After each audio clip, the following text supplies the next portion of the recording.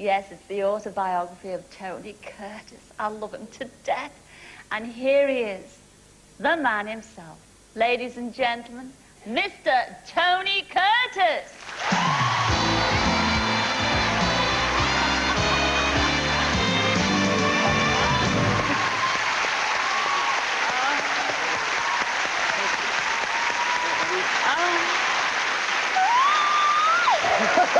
I can't believe it. I cannot.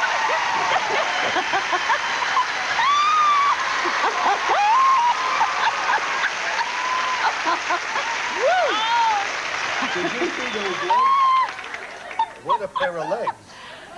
Oh, do you know, I feel a hot flush coming on. Tony, honestly, I'm flummoxed.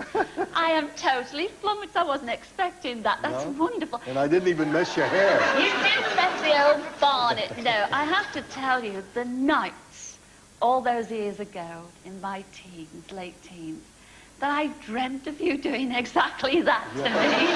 Well, see how your dreams can come true. They can, if you dream them often enough. And I have to say, this book, I did begin to read it on Saturday. I'm a third way through it. It's marvellous. Thank you. Now, you've been here for a little bit now. Yes, have you about a enjoyed week. yourself? You have? Yes. Now, why did you decide to write an autobiography? Well, I always wanted to kind of express my, those early days in the movies and those early days growing up. And I thought this was a perfect time in my life to do it, you know, where I still have my facilities, where my memory is good, and it was a nice time to do it, so I decided to. But you've named everybody in this book practically who you worked with, and all the most big stars, famous stars. And I loved all your women in the book. Can we talk women here? You can talk anything you like. Well, can we talk Mae West, for instance? Yes, we could talk Mae West. I mean, did she... What about her? Well, I mean, you did that to me when you first came on, and I'm still getting over it. I mean, what about Mae? Did she invite you to come up and see her sometime? No, Mae West didn't do that. When we did the movie Sextet, she was about 92 years of age. Yes, and she wouldn't admit to anything about time. There's nothing in that movie that relates to time. No clocks, nothing. But didn't she 92 you said, but didn't she have a problem with her hearing? I mean, Well, how she did had she cope? She had a problem with a lot of things. She was a charming, lovely woman. You know, they would call me to work at, they'd say, come to work at 10. So I'd show up at 10, and Mae wouldn't be ready until 12:30, 1 o'clock. So I said to the assistant director, I said, isn't it possible to call me a little bit later? What is her schedule? He said, well, she comes in at 10, has her makeup done till 11, and then she has an enema, then she does her hair, then we dress her, and then she comes to work. So I said, well, why don't you call me a little bit later? Let's say when she's having the enema. So I would come in just an hour and a half later and just time it perfectly. But the director on that show, on that film... Ken Hughes, English director. She had to wear an earpiece. They had a telephone booth, and they had it wired with an earplug so that she could hear his dialogue, because she wouldn't remember a line. I'm not in any way putting Mae down. She was a charming, lovely woman. She's 92 years Yes, but age. she didn't want to worry about memorizing the line. By the time she memorized it, she could be dead. What was that line again? Give it. Show business. I love that. Can I use that? You can use it anytime you want. So what they did was they put this hearing aid in her ear, and they had a phone booth on the set where the director was in, and he smoked. So this phone booth got all foggied up inside. And he would read her the dialogue, like, I don't think I want to show up tomorrow. And she'd say, I don't think I want to show up tomorrow. And that's just the way it went. But it just so happened that the frequency was a low frequency, and so they picked up a lot of other signals. And all of a sudden, Mae blurted out, there's a 305 on Fairfax.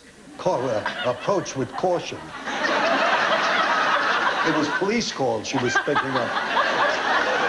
That sweet woman. That's what, moving on to Marilyn Monroe. I mean, is it really? I mean, was it really like kissing Hitler, kissing Marilyn? Oh, everybody, you know, everybody brings that up. Why would you want to bring something like that up? in the book. Yeah, but that's got nothing to do with it. She's gone, forgotten. All right, but that same film, though, that same film when you were... Some Like It Hot? Yes. Yeah, Jack Lemmon is alive. Let's talk about Jack. Okay, then let's he can talk defend about himself. Jack. Well, how could you and Jack... How did you do your research for that film? They had a guy named Babette, a male impersonator, or female impersonator, who came and showed us how to sway and move. He would, may I demonstrate? Yeah. Okay. He told you, he said, never hold your arms up like that because the muscle shows in men. So you had to just drop your arms down this way. And he said, make sure one step is firm before the next. So you... He said, now put your one hand on your hip. And all of a sudden, I was walking like my mother. You know, Jack Lemmon and I, when we were dressed up as women, he said to me, well, how do you think we look? I said, well, I think we're very convincing. He said, well, how can we prove it? I said, I know.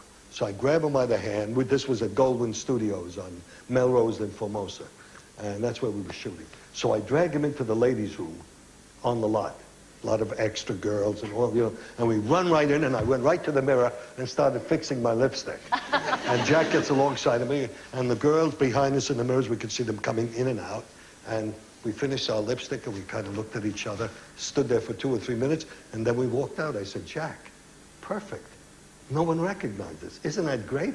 He says, my confidence is coming back. I really feel that we're going to be able to carry this along. Just then a girl comes out of the bathroom. She said, hi, Tony. Oh, what a shame, what a shame. I love that film, Some Like It Hot. It's a wonderful picture. And especially, you know, you've got many hidden talents, really, because during the film you did a great impersonation. Well, they're not hidden. I'd like to show it to everybody. You know, I did Cary Grant in it. In the film, there's a sequence in which I play a wealthy millionaire, and Billy Wilder said, what shall we do with it? I said, well, let me put on this kind of accent I got, a little bit of Cary Grant. He said, do it. So I started talking like this all through the picture when I was playing the millionaire. When the movie was over, he showed the movie to Cary Grant. He said, Cary, how do you like the impression Tony Curtis did of you?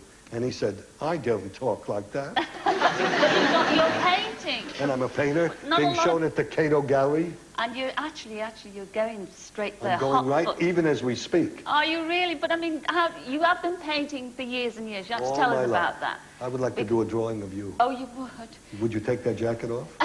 Anything. I'll take everything off. You just name it. For you, anything. Anything. But you are going there, and we want to see your paintings, don't we, ladies and gentlemen? Thank you. So, Tony, would you mind awfully? I know we've got a fast car waiting for you. Can we join you at the Cato Art Gallery? Later. Yes, absolutely. By the I'll still be here doing the show. Excellent. Can we do a live link up there? Yeah, absolutely. Absolutely. Wonderful. Thank you very much. Well, listen, it's such a pleasure to be with all of you. Thank you for your kind applause and your friendship, and it's a privilege to be here. Cilla, get up and give me a hug. Goodbye. Tony Curtis, ladies and gentlemen. See you later.